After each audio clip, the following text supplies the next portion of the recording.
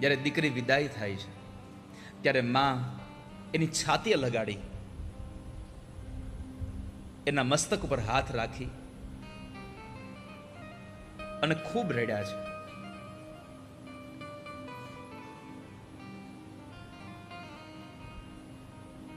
માનસમાં બધે લખ્યું છે કે હિમાલય જેવા હિમાલય રોયા છે. આ દુનિયામાં દીકરી વિદાયના સમયમાં સૌથી વધારે દુઃખી કોઈ હોય આખા પરિવારમાં તો એક જ માણસ હોય, એ દીકરીનો બાપ. સૌથી વધારે દીકરીનો બાપ દુઃખી હોય ત્યારે.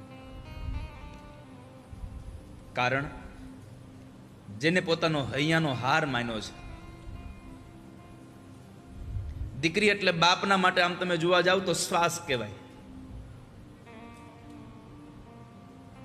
બાપને ખાલી થોડુંક ઠહકલું આવે ને તો એ પાણીનો પ્યાલો લઈને સૌથી પહેલા દીકરી જ ઊભી હોય. સૌથી પહેલા.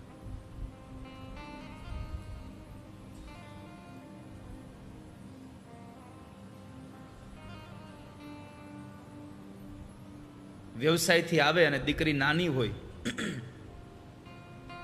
પાણી પછી પીવે, પેલા ઘોડિયામાં સૂતી દીકરીનું મોઢું જોવા જાય.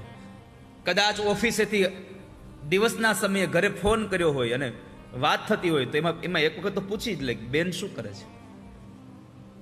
દીકરીને પોતાનો બાપ બેન કહીને બોલાવે. બેન શું કરે છે.